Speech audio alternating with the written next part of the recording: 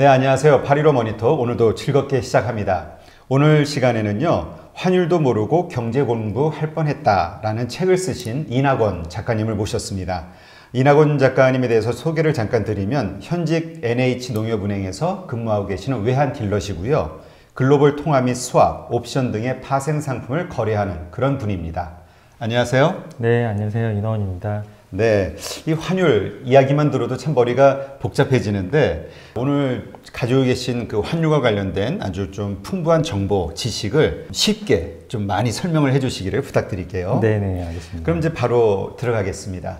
환율이란 뭔가요? 환율은 뭐 말 그대로 이제 양국의 그 통화 쌍을 얘기를 하는 건데요. 근데 주식과는 다르게 이제 그 각각의 통화를 상대적인 비율로 나타낸 그 지표를 얘기를 합니다. 그래서 이제 흔히들 얘기하시는 그 원달러 환율이 가장 대표적인데요.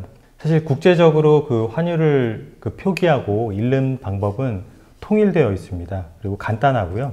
제가 말씀드리면 그 먼저 표기 방법은 기준이 되는 통화를 앞에 놓고요. 그리고 비교가 되는 통화를 뒤에 놓습니다. 그래서 우리가 이제 평상시에 매스컴이나 여러 가지 이제 그 원달러 환율이라고 얘기를 많이 하는데 실질적으로는 기준이 되는 통화가 달러이기 때문에 달러원이라고 표기를 하고요.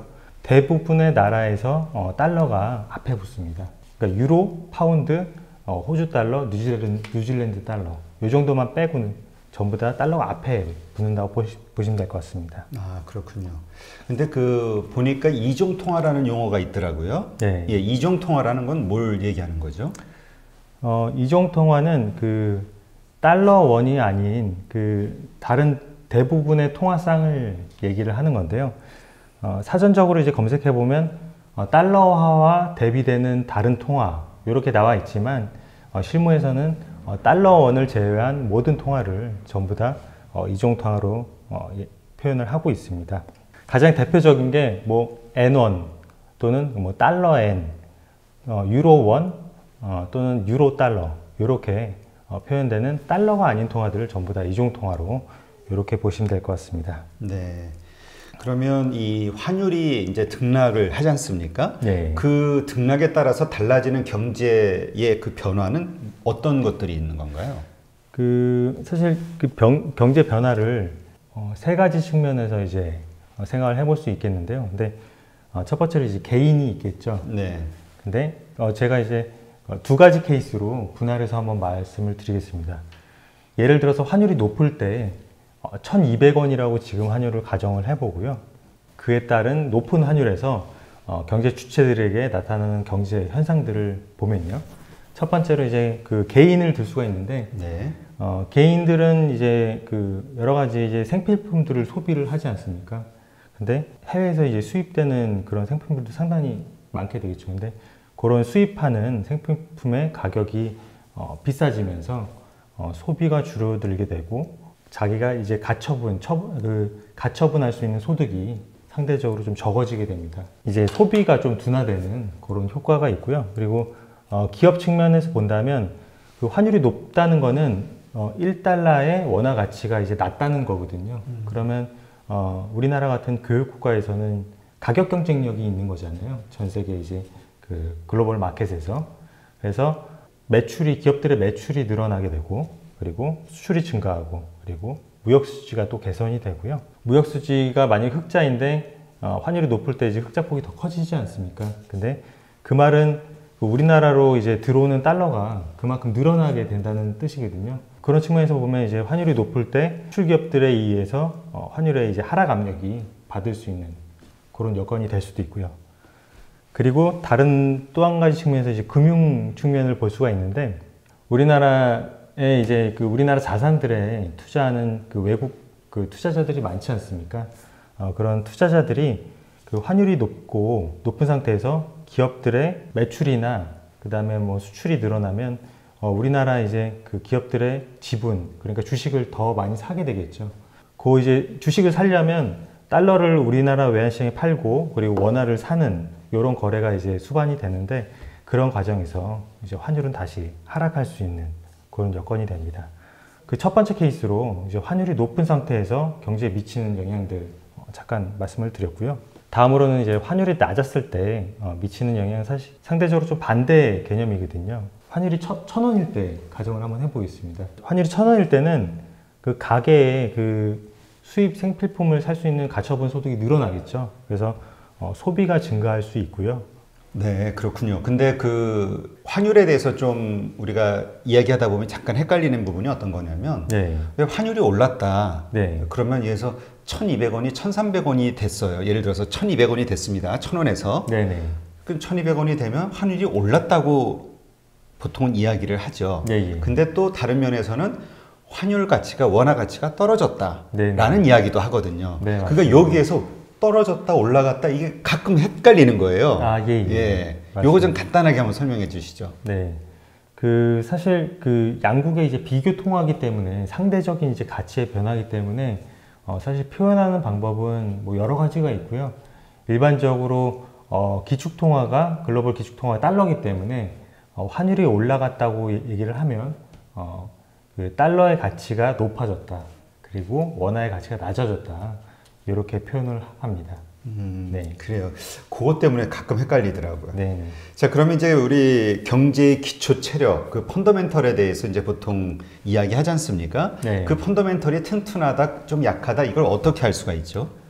그 펀더멘털은 이제 경제의 기초 체력이라고 많이 얘기를 하는데 그 펀더멘털 구성 요인들이 또 있고요. 네. 그리고 그 구성 요인들을 측정할 수 있는 지표들이 있는데 일반적으로 이제 경제 지표라고 합니다. 근데 경제 지표를 그 국가기관에서 이제 계속 그 주기적으로 발표를 하기 때문에 그 이제 지표를 그 보고 펀더멘털의 현재 이제 수준을 파악할 수 있습니다.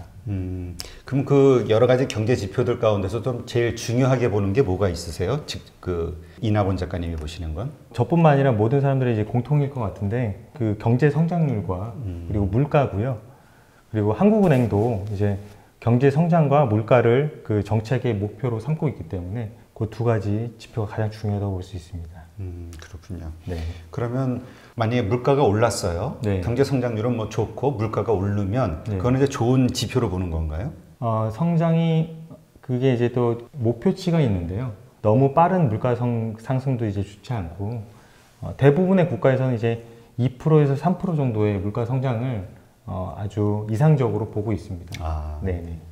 이 외환 이 환율에서는 이 수급의 주체가 정말 중요하다라는 이야기를 책에서 하셨는데 네네. 이게 어떤 얘기인가요?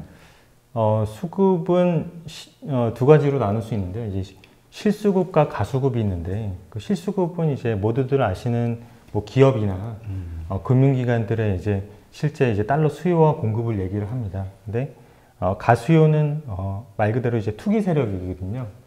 기업이나 금융기관들의 이제 수요로는 환율이 이렇게 등락이 심할 수가 없는데 투기 세력들이 따라 붙기 때문에 그 두 가지 수요를 동시에 봐야 되는 게 참 좀 어렵고도 중요한 점 같습니다.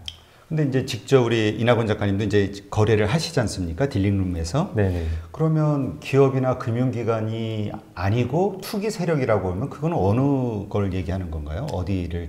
사실 투기 세력들이 그 원달러 환율을 움직일 수 있는 시장은 두 가지가 있는데요. 이제 우리나라의 외환시장에서 열리는 시장이 있고 그리고 역외 시장이라고 다른 나라에서 이제 원달러 환율도 거래가 되거든요. 그래서 그 우리나라 이제 외환시장에서는 외국계 은행들 그리고 우리나라 국내 소재 은행들의 그 트레이더들 있지 않습니까? 네. 거래를 이제 자기 자본으로 거래하는 트레이더들 이 하나의 이제 그 투기 세력이라고 볼 수도 있고요. 그리고 역외에서는 역외 시장에서는 뭐 헤지 펀드나 대형 IB들이 시세 차익을 목표로 이제 환율을 조종하는 그런 세력들을 얘기를 합니다. 그러면 이 무역 수지하고 환율하고는 뭐 어떤 연관이 있는 거죠? 사실 무역 수지는 환율에 가장 큰 영향을 미치는 요인 중에 하나인데요. 네. 말 그대로 이제 우리나라 기업이 해외에서부터 이제 수입하는 양이 있고 수출하는 양이 있지 않습니까? 근데 그 양이 수출하는 양이 수입하는 양보다 커지면 무역 수지가 더 커지게 되겠죠. 근데 그 무역 수지가 크게 나오면 그만큼 외환 시장에 뿌려질 수 있는 달러가 더 많다는 신호로 느껴지기 때문에 시장 참가자들은 기업들이 바로 달러를 팔지 않아도 무역 수지가 아주 좋게 발표가 되면 향후 환율이 떨어질 수 있다는 그런 압박을 또 받습니다. 그래서 환율 하락에 중요한 요인으로 작용을 하고 있습니다. 이낙원 작가님도 이제 그 딜링룸에서 거래를 하시게 되면 이제 이런 이 원화 달러도 거래를 하시나요? 예, 예, 하고 있습니다. 그러면 이제 기업들이 이제 달러를 벌어오게 되면 예. 보통 보유를 하나요? 아니면은 다 원화로 교환을 하나요? 그게 사실은 조금 상대적인데요. 네. 그 환율 레벨에 따라 좀 다릅니다. 그러니까 외국에서 이제 벌어올 때는 환율이 이제 높을 때 벌어왔는데 막상 이제 그 매출 채권이 회수되고 달러를 이제 받아 보니까 환율이 낮아져 있지 않습니까? 네. 그러면 이제 의도적으로 달러를 외화 예금에 넣어놓고 환율이 오를 때까지 기다렸다가 팔기도 하고요. 그리고 꼭 필요한 그 원화 자금이 있으면 그때그때 환전을 하고, 사실 대중은 없습니다. 네네. 그러니까는 이제 거기도 시세 차익을 생각을 하는군요. 그냥 또 달러 돈 받았다고 그래가지고 그냥 바로 교환하는 게 아니라 네, 시기를 조절을 하네요. 네네, 맞습니다. 근데 그런 얘기 하시는 분이 있더라고요. 그 한국 같은 경우는 지금 외환보유고가 뭐 4천억 불이 넘었다 뭐 이런 얘기가 있잖아요. 네. 근데 이 외환보유고를 대부분 다 정부가 네네. 다 흡수해가지고 가지고 있는, 보유하고 있는 형태라고 네. 하더라고요. 이게 네네. 맞는 건가요?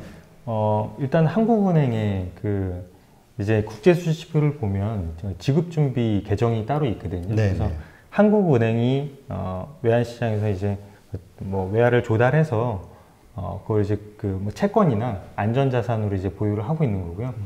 유사시에 뭐 금융위기 같은 일이 터진다면 그거를 이제 현금화해서 바로 이제 시중에 공급될 수 있도록 그렇게 하고 있습니다. 그럼 그걸 이제 한국은행이 보관을 하는 거 있는 거네요. 네네, 맞습니다.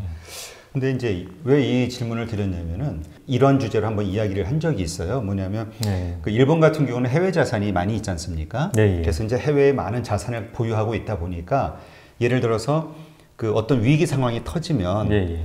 말씀하신 해외 자산을 정리해서 엔화로 바꾸는 예. 그래서 뭐 그 시세 차익이 있으니까 네네. 그런 과정을 통해서 엔화에 대한 수요 공급이 꾸준히 일어나기 때문에 안정적인 그 환율을 유지를 한다. 안전자산으로 인정을 받는 엔화가 이유 중에 하나다. 네. 이런 얘기를 하시는 분이 있더라고요.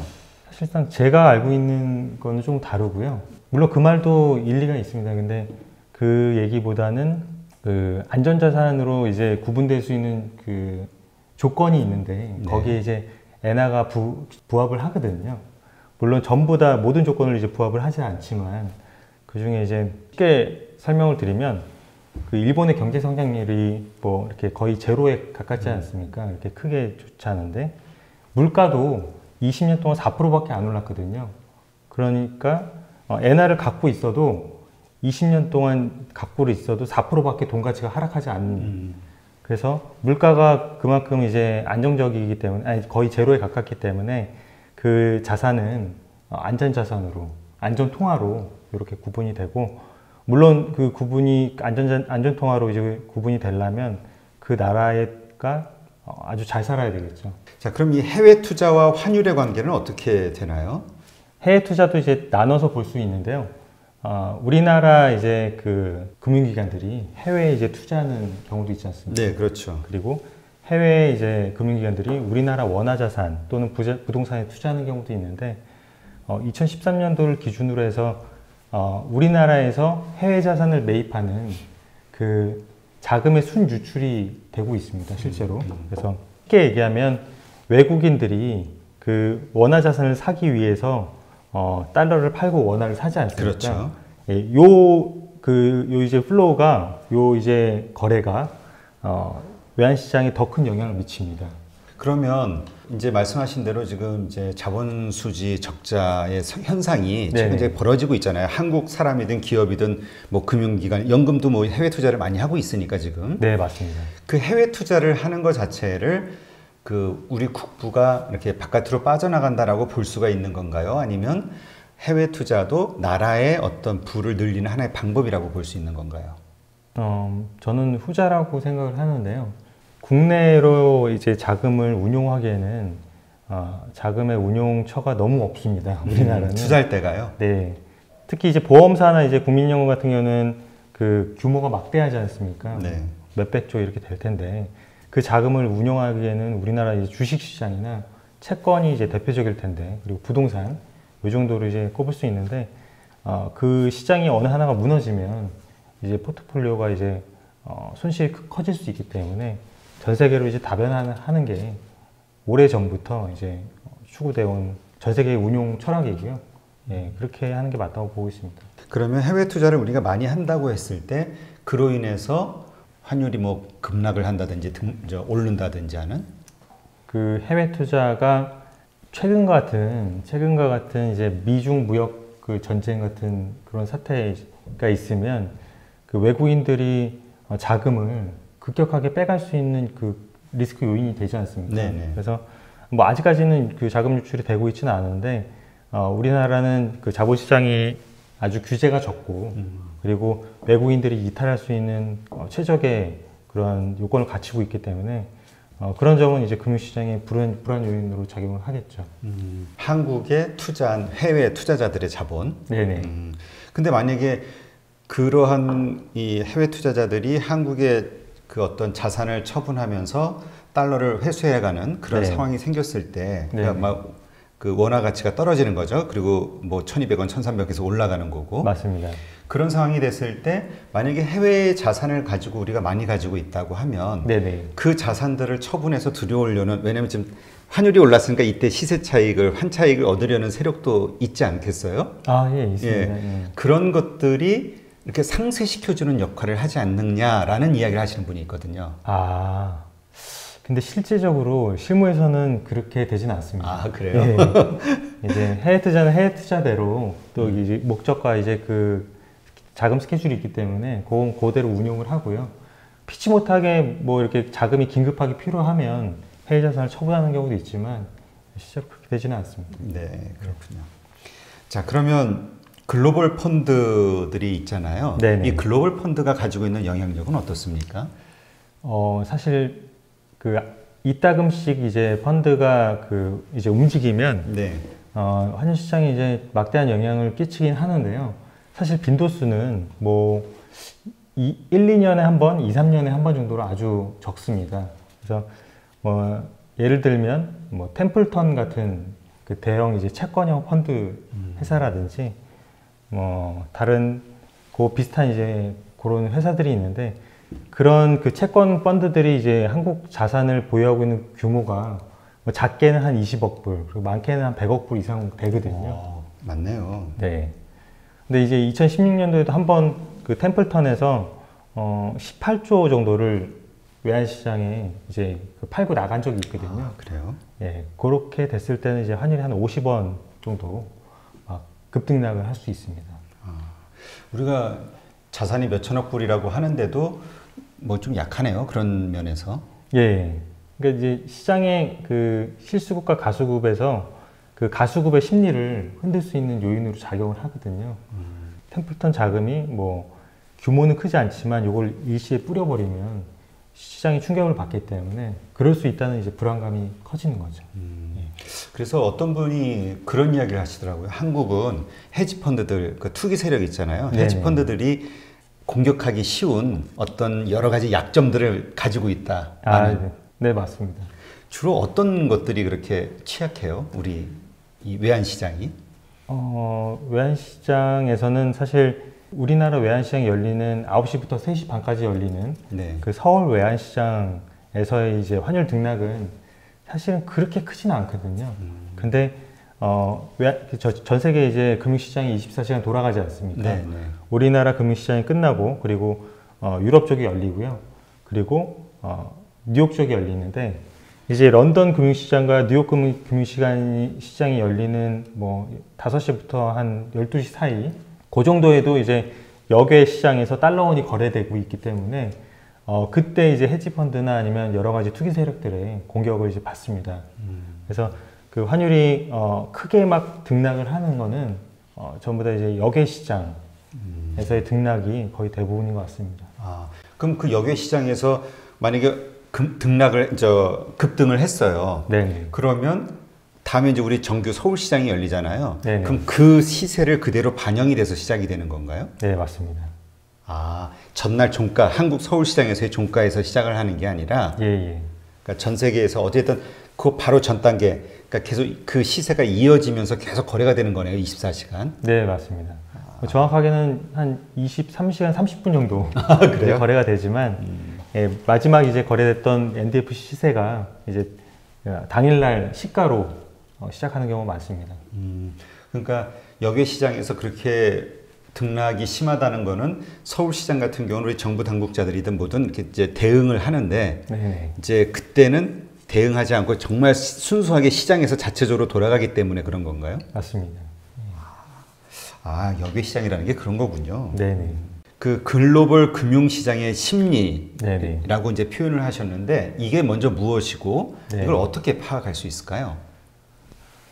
글로벌 외환시장의 심리는 사실 외환시장뿐만 아니라 이제 금융시장의 심리를 이제 표현하기도 하는데 외환시장이니까 네네. 그 안전통화와 통화에도 이제 그 안전통화, 위험통화로 나뉘거든요.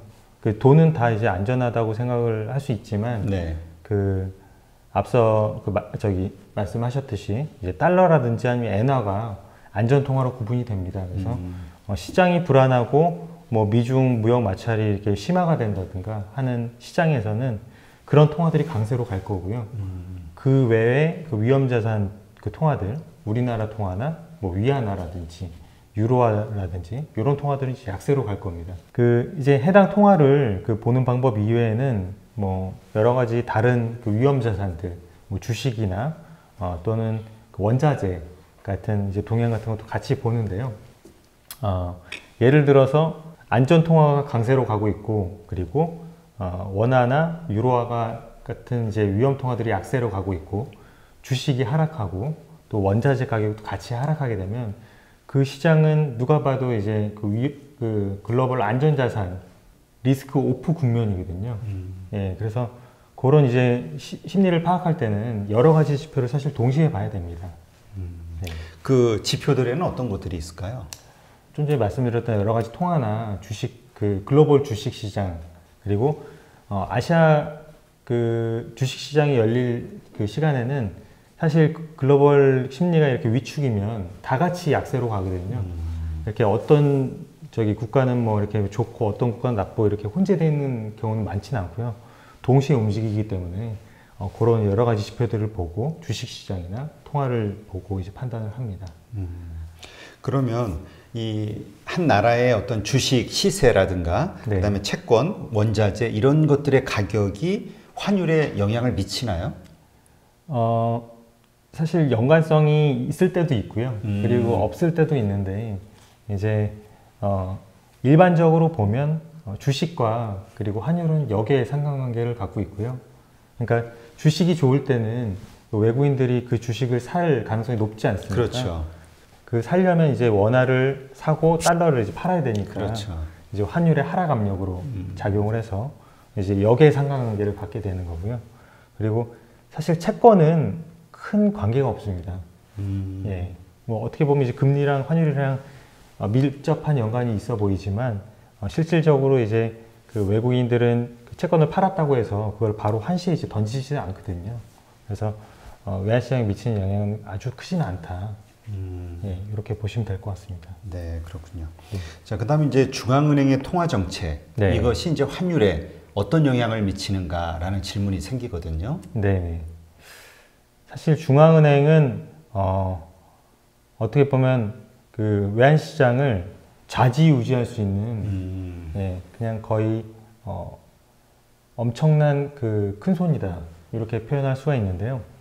근데 아까 말씀하신 대로 4천억 그런 어떤 한국의 국가 보유 그 달러를 네. 다 한국은행이 가지고 있는 거잖아요, 거의. 네, 맞습니다. 한국은행 뭐 시제 이제 갖고 있지만 그거보다는 이제 환율의 이제 등락이 좀 과도하다든가 또는 지나치게 그러니까 경제 상황이 좋지 않은데 환율이 지나치게 낮아 있으면 의도적으로 이제 환율을 좀 끌어올리고 그리고 이제 기업 경쟁력을 좀 살리는 역할도 하거든요. 그러니까 한국은행도 쉽게 얘기해서 거래를 한다는 거잖아요. 맞습니다. 가지고 있는 그 보유 4천억이라는 달러 그 엄청난 걸 가지고 때로는 팔기도 하고 또 사기도 하고 이런 거래를 한다는 거죠. 맞습니다. 예. 그 우리 저기로 하면 저거 아니에요? 주가 조작처럼 뭐 시세 조작하는 거 아니에요? 네네. 사실 뭐 그 중앙은행이 사실 외환시장에 개입하는 경우가 많지는 않은데 이제 변동성이 커질 때는 항상 이제 그 개입 그 가능성이 있거든요. 근데 이제 중앙은행에서도 뭐 보통 미국의 연준이 가장 갑이잖아요. 네네. 예, 전 세계에서. 그 FOMC 회의가 중요한 이유가 왜일까요? 그거는 이제 미국이 전 세계 어디서나 어떤 나라 통화가도 바꿀 수 있는 기축 통화이기 때문에 그렇고요. 그리고 실제로 이제 다른 분들이 약간 오해하시는 게 해외여행 가려고 만약에 유럽을 가시려고 유로화가 필요하잖아요. 그 원화를 바로 유로로 바꿀 수 있다고 생각을 하시는데 실질적으로 모든 통화들은 대부분의 통화들은 중간에 다 달러로 한번 환전이 됩니다. 아, 우리가 보통 공항에서 그냥 원화 주고 유로로 바꿔주세요 하면 유로로 주는 거 아닌가요? 그렇게 이제 알고 계신데 예. 실질적으로 딜링룸에서는 유로화 매입을 다 보고요. 네. 이제 그게 어느 정도 규모가 쌓이면 원화를 팔고 달러를 샀다가 달러를 다시 팔고 다시 유로를 삽니다. 그러니까 대다수의 통화들이 이렇게 두 번의 거래를 거치거든요. 아, 제가 직접 어떤 그 오프라인 창구에서 돈을 환전을 한다 하더라도 네. 그 거래되는 그 시세, 환율 시세는 바로 그런 두 가지 단계를 거쳐서 나온 값으로 바꿔준다 이 얘기인 건가요? 맞습니다. 근데 이제 그 중간에 있는 달러의 가치가 움직이면 네. 예, 그 양쪽 통화에 이제 뭐 유로 원 환율도 이제 틀어지게 되잖아요. 네, 그렇죠. 예, 그래서 이제 중간에 끼어 있는 그 기축 통화인 달러의 움직임을 보는 데는 미국 중앙은행 그 통화정책 회의인 FOMC가 아주 중요하겠죠. 달러가 강세냐 약세냐가 이제 그런 데서 결정이 되니까. 근데 네. 그거에 따라서 우리 환율이 확 달라지니까. 맞습니다. 아, 그런 이유가 있네요. 근데 이게 요새 이제 미중 무역 전쟁이 많이 지금 심해지고 있는데 네. 중국을 주시해야 된다라고 이제 책에서 표현을 하셨거든요. 네. 이유가 뭔가요? 실제로 중국과 우리나라는 네. 뭐 가깝기도 하고 그리고 또 사실 경제적으로 그 엄청난 그 비율로 엮여 있거든요. 그래서 예를 들면 이제 우리나라가 그 중국에 수출하는 그 비율이 한 25% 가까이 됩니다. 아, 네. 네, 그리고 수입은 21% 정도로 수입을 하거든요. 근데 그 2위 국가인 미국과는 한 13%를 이제 수출을 하고요. 그리고 뭐 11% 정도를 수입을 하게 됩니다.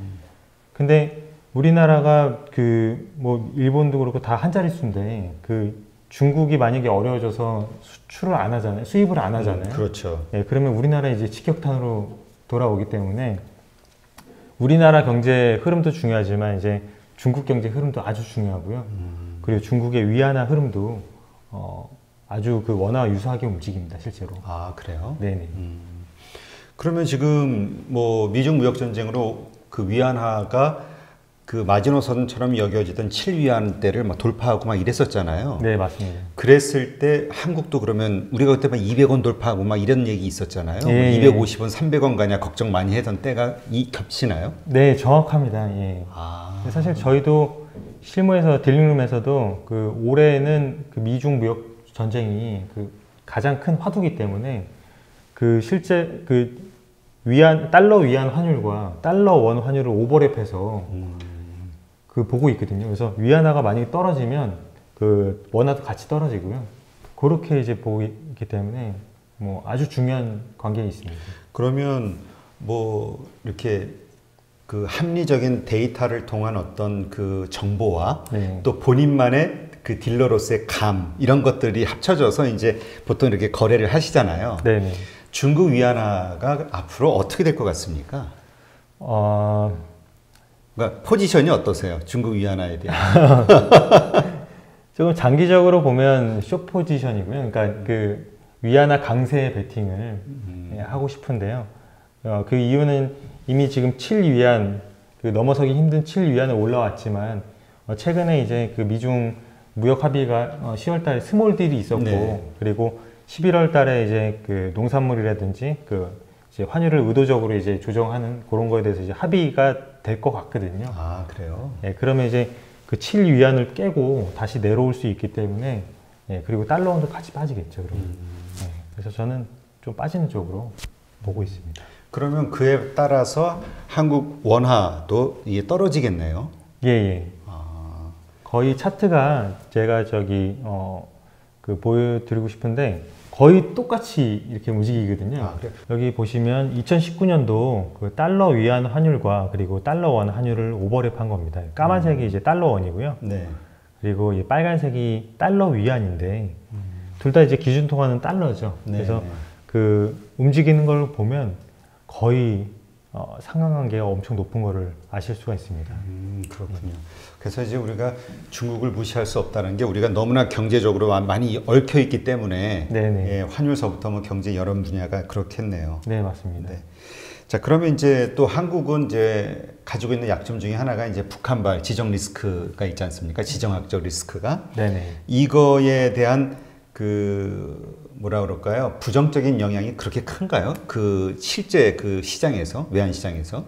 왜 이런 거 있잖아요. 진짜 네. 미사일 한번 발사되면 막 진짜 외환 딜러룸이 난리 나요. 하느라고.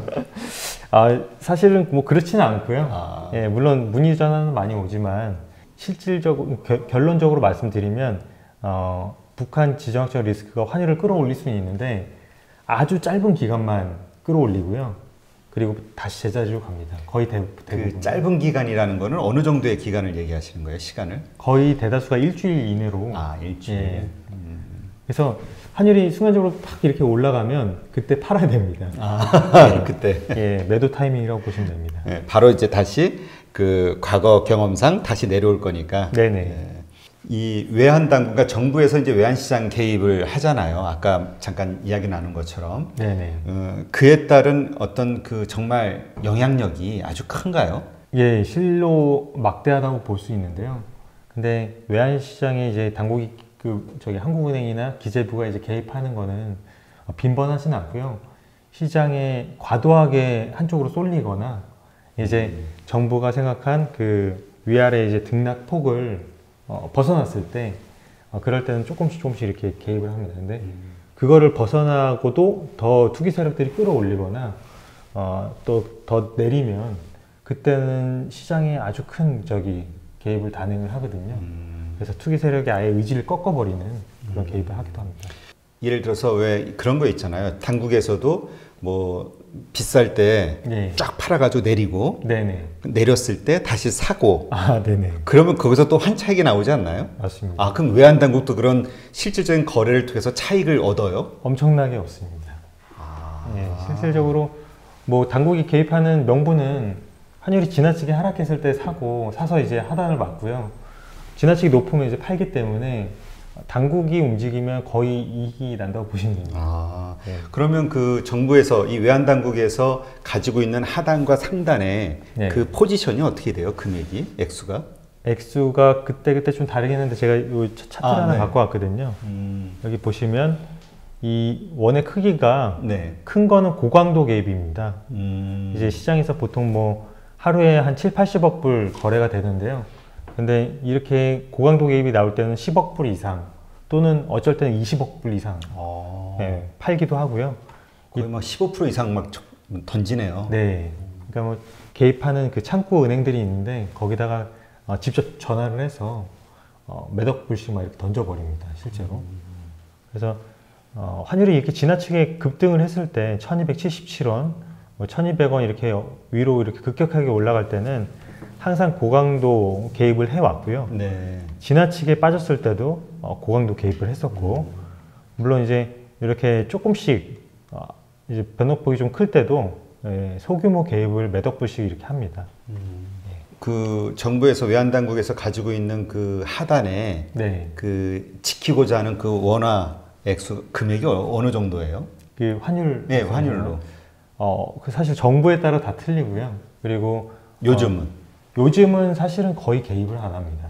요즘은 안 해요? 예, 이게 과거에 이제 뭐 이명박 정권 때였나요? 그때 그 최준경 씨라고 이제 그 기재부 장관 할 때는 1,140원 정도를 내려가지 못하게 1,140원을 막았거든요.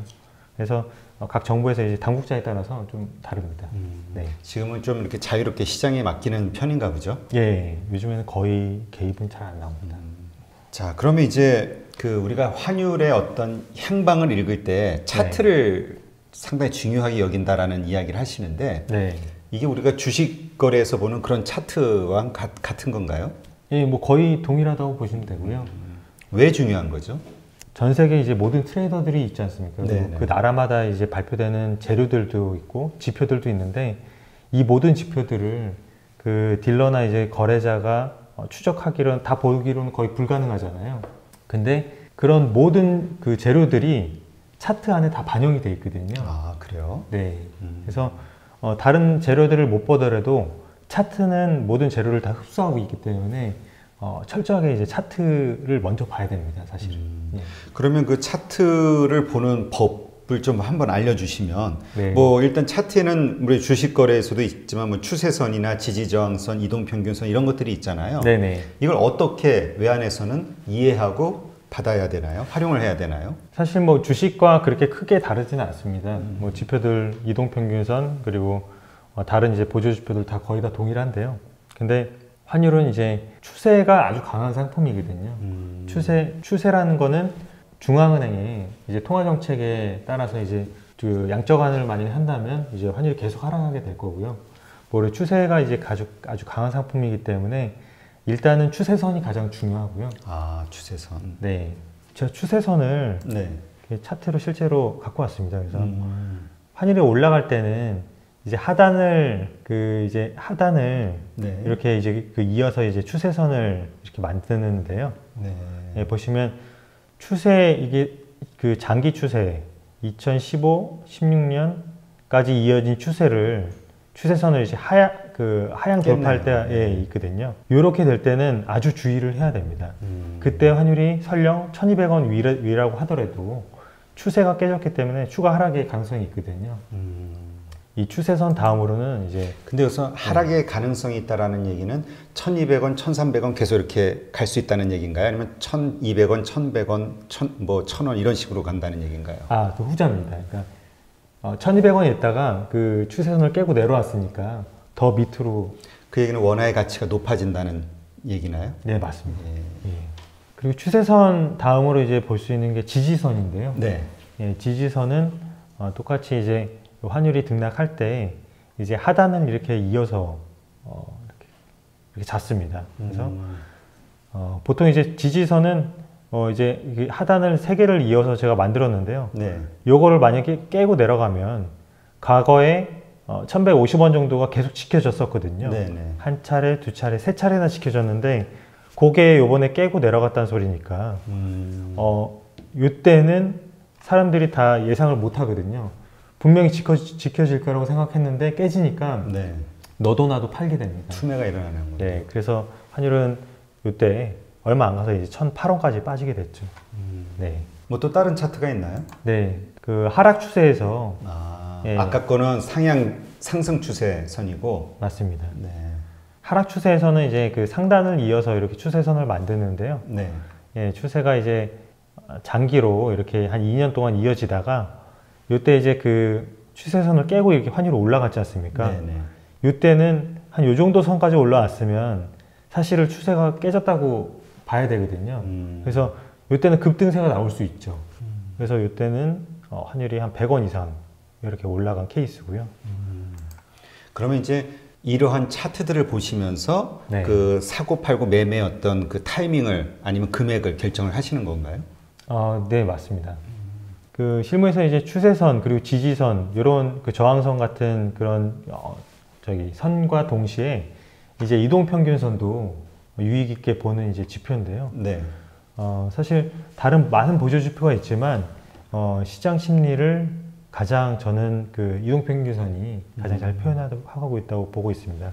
네. 실제로 이제 상승 추세에서 이동평균선이 지지선으로 이렇게 계속 작용을 하고 있고요. 네. 그리고 이렇게 그 지지선이 깨지고 난 다음에는 추가적으로 이렇게 강하게 하락할 수도 있고, 예, 이때도 마찬가지로 이제 그 이동평균선을 깨고 내려가면 이렇게 환율이 급락하는 이런 패턴이 나올 수도 있습니다. 그러니까 외환을 거래하실 때 아까 보여주셨던 이런 모든 차트들을 종합을 해서 이제 여러 가지 그 뉴스라든가 정보와 함께 결합을 해서 이제 타이밍을 잡으시는 거네요. 예, 맞습니다. 그런데 이러한 차트는 일반인들은 어디에서 볼 수가 있는 건가요? 요즘에는 네이버 같은 뭐 포털에서 다 제공을 하고 있고요. 쉽게 다 금융사에서 제공을 하나요? 외환 네. 그 환율 차트도? 맞습니다. 네. 그 환율이 상승하고 하락할 때 나오는 보통 우리가 재료라고 하잖아요. 네네. 어떤 재료가 그 상승의 재료고 어떤 재료가 하락의 재료인가요? 어떤 재료가 이제 시장에서 부각이 되지 않습니까? 네네. 근데 그게 이제 항상 상승 재료로 작용을 하지는 않고요.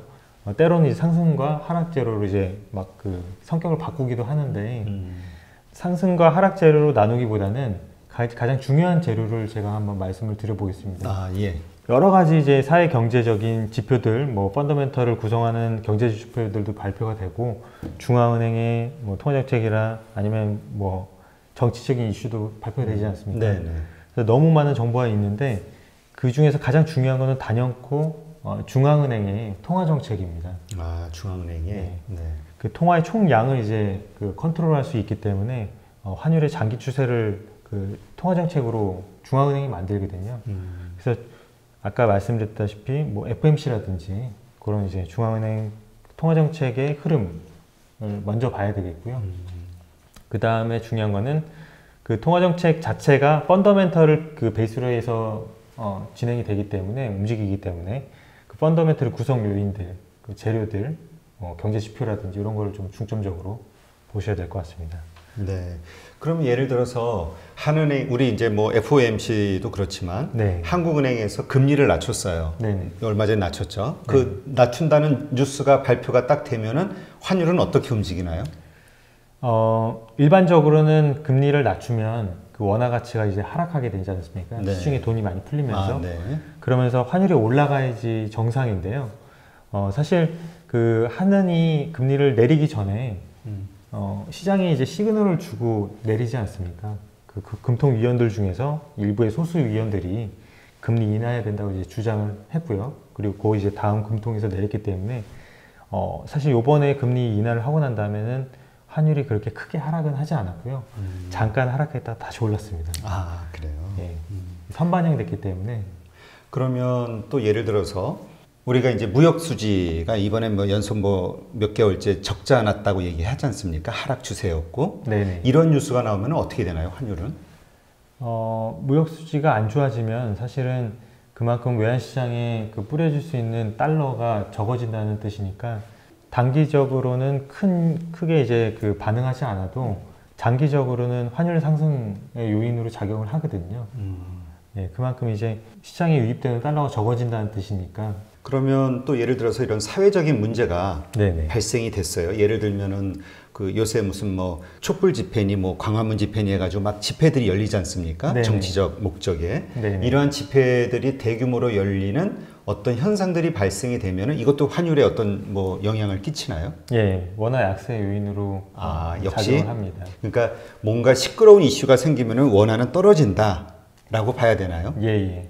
원화의 가치가 하락한다고 보시면 될 것 같습니다. 아, 그렇군요. 네. 자, 그러면 그 환율을 예측하기 위해서 그 환율 변동 시나리오 분석이라는 게 있다라고 이제 책에서 설명을 해주셨는데, 네네. 이거는 어떻게 저희가 이해를 해야 될까요? 사실 이 책에서 가장 그 어려운 부분 중에 하나인데. 그러게요. 이게 네. 잘 이해가 안 되더라고요. 예, 그 사실 환율은 이제 그 지표나 아니면 여러 가지가 이제 그 발표되면 그 발표되는 결과가 많이 좋다고 해서 원화의 가치가 이제 강세로 가는 꼭 그렇지만은 않거든요. 그 모든 재료들, 그 모든 지표들이나 이런 그 이슈들은 항상 예상이 붙습니다. 그래서 예상보다 좋게 나왔을 때는 원화가 강세, 그리고 예상보다 안 좋게 나왔을 때는 원화 약세로 가거든요. 그래서 항상 예상치를 또 금융기관에서 발표를 하고 있고요. 그리고 이제 한국은행에서 발표를 하는 순간 그 지표나 이런 게 이제 그 예상과 부합이 반대로 가면 엇갈리면 그때 이제 환율이 엇갈린 방향으로 튀게 됩니다. 아, 그렇군요. 네. 자, 그러면 이런 경우는 어떻습니까? 우리가 보통 이제 주식 시장에서는 어떤 얘기가 있냐면은 소문에 사고 뉴스에 팔아라. 아, 예. 예. 그러니까 뉴스가 발표되는 시점이 아마 고점으로 이제 네. 인정되는 경우들이 많이 있거든요. 네. 환율 같은 경우도 예를 들어서 뭐 아까 우리 한은이 됐든 아니면 FOMC의 어떤 그 회의의 결과를 기다릴 때 네. 이럴 것이다라고 이제 그 전부터 예상치들이 나오지 않습니까? 예, 예. 그러다가 정말 그 예상치에 부합하는 어떤 뉴스가 딱 나왔을 때 네네. 그때 이후로 계속 올라가나요? 아니면 그때가 오히려 매도의 시점인가요? 이것도 이제 그 예상과 그 실제 이제 괴리에 따라서 다르긴 한데요. 근데 일반적으로는 그 환율은 그 소문에 사서 그 저기 뉴스에 팔아라. 뉴스에 팔 수가 없습니다. 아, 그래요? 예, 왜냐하면 그 환율은 이제 그 다른 주식이나 다른 상품과는 다르게 그 정보의 비대칭성이 좀 적은 편이거든요. 그래서 물론 시진핑이 어떤 그 주석이 어떤 생각을 하고 있는지, 김정은이 어떤 생각을 하고 있는지 모르지 않습니까? 그런 거는 다 모르기 때문에 그런 건 미공개 정보라고 할 수 없는데, 그 외의 정보들은 전부 다 펀더멘털을 통해서 이제 오픈이 돼 있거든요. 그래서 뉴스에 판다? 요거는 주식과는 조금 다른 얘기였습니다. 아, 그렇군요. 네네. 그게 좀 궁금했어요. 직접 거래를 하시는 분이니까 네. 뭐 그거 질문을 해봐야 되겠다 생각이 들었는데 네. 지금 마침 김정은 그 북쪽 이야기를 하셨으니까 네. 만약에 저쪽에서 갑자기 좋아 우리 대화하자 무슨 뭐 합의하자 아니면 미북 정상회담이 갑자기 열린다 좋은 결과 있을 것이다 이제 긍정적인 뉴스가 나오잖아요. 네네. 그럼 우리 환율은 어떻게 되죠? 그러면 이제 당연히 그 원화의 강세 요인이고요. 아, 강세 요인으로. 실제로 이제 외환시장에서 우리나라의 그 발목을 잡고 있는 것 중에 하나가 그 분단 국가라는 점이거든요. 그래서 그것 때문에 상당히 원화가 디스카운트가 돼 있고 또 이머징 마켓에서 쉽게 벗어날 수 없는 그런 요인으로 작용을 하기도 합니다. 그렇군요. 네. 이야기만 이렇게 들어봐서는 이게 일반 우리가 개인들이 쉽게 거래하는 어떤 주식이라든가 뭐 이런 거하고는 좀 틀린 영역인 것 같아요. 네네. 그러면 개인들도 이렇게 외화 투자를 할 수가 있나요? 예, 뭐 당연히 할 수 있습니다. 뭐 방법은 많지는 않지만 가장 대표적인 거는 이제 현찰을 달러를 이제 사고 하는 보관하고. 예, 예. 뭐 그런 방법이 있긴 한데 사실 근데 네. 그 말씀하시니까 그 최근에 경제 위기에 대해서 많은 네네. 걱정을 하고 있는 약간 그 비관론자 분들은 네네. 달러 안전자산인 그 달러를 네네. 많이 사둔다 낮은 가격에서 네. 그런 뭐 그 유행이 좀 있었죠 트렌드가. 사실 그거는 저는 뭐 동의할 수 없고요. 아 그래요? 예, 왜냐하면 그 환율은 최소한 우리나라에서는 그 무제한 그 상승하거나 계속해서 하락할 수 없는 구조로 되어 있거든요. 그게 이제 환율의 평균 회귀 메커니즘 때문에 그런데요. 그 아까 그 환율의 이제 등락 시 발생할 수 있는 경제 현상에서 보실 수 있듯이 우리나라가 환율이 높으면 그만큼 기업을 통해서 외화가 많이 들어오거든요. 아 그렇죠. 예, 수출을 많이 하기 때문에 그러면 다시 환율이 하락하게 될 거고요. 그리고 환율이 지나치게 올라가면 중앙은행이 시장에 개입해서 다시 하락하게 만듭니다. 그래서 이런 글로벌 금융위기가 다시 온다고 하더라도 달러를 무작정 갖고 있는 것보다는 다른 이제 안전자산 예를 들면 차라리 엔화가 더 좋을 것 같습니다. 저는. 아 그래요? 예, 수익률이 더 큰 변동성을 이제 야기를 하는 엔화가 더 수익률이 좋을 거고요. 뭐 그보다는 이제 뭐 현금을 들고 있는 거나 예, 그런 게 더 좋을 것 같습니다. 원화? 네네. 차라리. 그러면 이제까지는 그 많은 사람들이 생각하고 직접 액션을 취했던 것이 원화를 달러로 바꿔서 네네. 왜냐면 달러가 120원, 130원 계속 올라갈 것이다 라고 1200원, 1300원, 1400원 계속 올라갈 것이다 라고 예상을 하니까 이제 그렇게 사는 거죠. 네네. 근데 이것이 좀 동의하지 못하겠다 이 얘기신 거죠? 네, 뭐 그 금융위기나 IMF 같은 아주 그 특별한 상황이 오지 않는 이상 환율은 다시 평균으로 회귀할 거거든요. 그거를 믿으시는 분들이 의외로 많이 계시더라고요. 그런 위기가 올 거다. 네. 세계 금융위기, IMF, 2008년 금융위기 같은 그런 네. 묻지 않은 위기가 올 것이다. 가까운 시일 내에.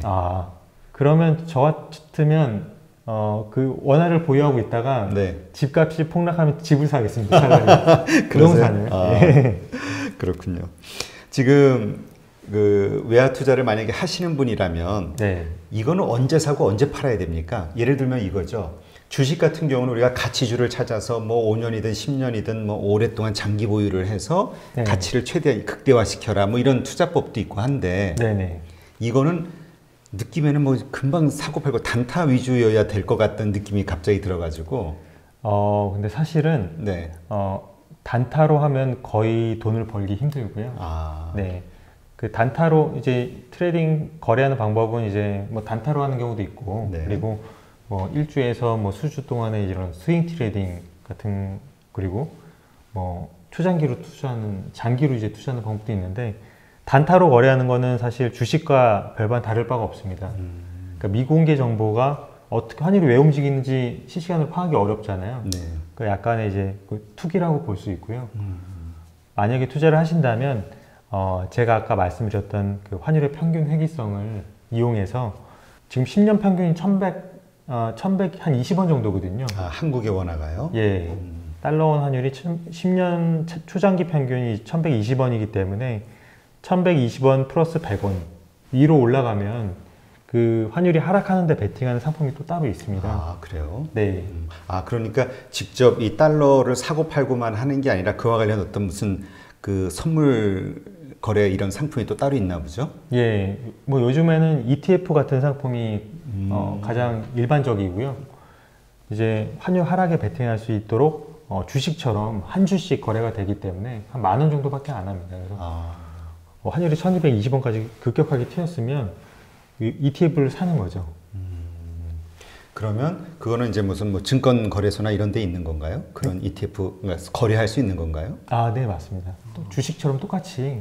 그러면 예를 들어서 우리가 이번에 뭐 1,200원 막 돌파하고 막 이랬잖아요. 네네. 그 현직 딜러로서 네. 그랬으면 개인적으로 투자를 하신다고 하면 네. 어디에다 더 상승할 거에다 거시겠어요? 아니면 하락에다 거시겠어요? 저는 실제로 그 1213원 얼마 전에 갔지 않습니까? 네네. 1220원까지 갔었는데 1213원에서 그 달러 선물 인버스 ETF라는 상품이 있거든요. 네. 그 상품을 샀습니다. 제가 갖고 있는 현금을 다 동원해서 그거를 이제 매입을 했거든요. 그리고 지금 환율은 이제 한 50원 정도 하락했지 않습니까? 네. 그 환율의 평균 회귀성을 이용한 이제 매매인데요. 그렇게 해서 지금은 한 9% 정도 수익을 난 상태고요. 그게 이제 개인분들이 접근할 수 있는 가장 좀 손쉬운 투자 방법이 아닐까 이렇게 생각을 합니다. 그러니까 그 올라가고 하락하고 여기에 그 상황에 맞춰서 그냥 ETF 상품을 연동시키는. 네, 맞습니다. 그게 이제 단순하겠네요. 어떻게 보면. 예, 가장 단순하고 수수료도 적고요. 네. 그렇군요. 그 시장에 맞서지 말아야 된다라는 말의 의미가 네. 어떤 건가요? 거래를 하다 보면 모든 금융상품들이 다 마찬가지인데 자기가 갖고 있는 그 패가 가장 좋다고 왠지 나는 잘 될 것 같은 느낌이 그런 거 들거든요. 있죠. 네. 그리고 또 한 가지는 이제 환율이 만약에 상승할 때는 그 달러를 사도 되거든요. 네. 물론 그 이제 상승하고 있으니까. 근데 환율이 이제 반대로 그 추세선을 깨고 내려와서 환율 하락의 추세 전환의 이제 기미가 보이는데 그 자기가 갖고 있는 패가 잘 될 거라는 믿음을 버리지 못하는 거예요. 그래서 이미 시장은 그 추세선을 깨고 내려왔고 지지선을 깨고 추세 전환의 신호를 보내고 있는데 나는 잘 될 거야, 다시 올라갈 거야, 이렇게 생각할 수 있거든요. 그래서 이런 게 바로 이제 시장에 보내는 신호를 무시하고 시장에 맞서는 거라고 저는 생각을 합니다. 아, 그렇군요. 네. 그러니까 그걸 뭐라 그러죠? 확증 편향? 뭐 그렇게 표현을 하나요? 예. 좀 어려운 말이 있던데. 뭐 행동 무슨 제 심리학에서 그런 거를 얘기하는 게 있더라고요. 네. 예. 그러니까 자기가 인정을 못 하는 거죠. 자기가 처음 가졌던 생각대로 가야 되는데 그게 주변 상황이 그게 아닌데도 그 자기 본인의 생각을 못 버리고 계속 그쪽에다 베팅을 가고 있는 거죠. 그게. 네네, 맞습니다. 근데 이게 보니까 정보를 받아들이는 뉴스를 통해서 이제 정보를 받지 않습니까? 네. 이 딜러로 하시게 되면 그런 것도 되게 중요할 것 같다는 생각이 들어요. 왜냐하면 네. 뉴스라는 게 한쪽 방향의 뉴스만 나오지가 않잖아요. 하나의 어떤 사건이나 현상을 가지고도 다양한 그 분석과 다양한 관점의 그 뉴스가 나오니까 네. 거기서 어떤 걸 믿고 선택해야 될지 모르잖아요. 어떻게 하세요?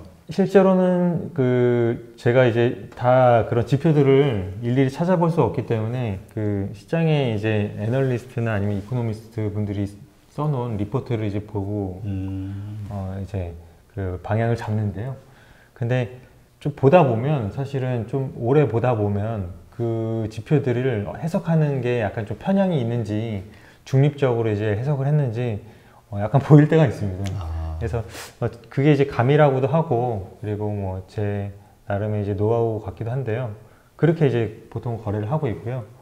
그 실제 이제 거래에 들어가면 철저하게 이제 차트에 의존해서 차트와 대외 이제 저항들을 제가 주관적으로 좀 해석해서 이렇게 거래를 하고 있습니다. 아, 그렇군요. 아, 또 이 현직 딜러로 일하고 계시니까 뭐 궁금한 게 자꾸 나오네요. 네. 하여튼 오늘 이렇게 여러 가지 환율과 관련해 가지고 많은 정보를 알려주셨는데, 네. 뭐 좀 미진한 점, 꼭 이 부분은 이야기하고 싶다 하는 게 있으시면 한번 이야기하시죠.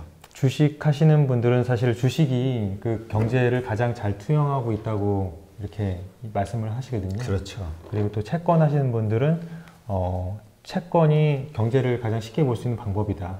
채권이 곧 금리이기 때문에 이렇게 말씀을 하시는데 그 말이 틀린 건 아니거든요.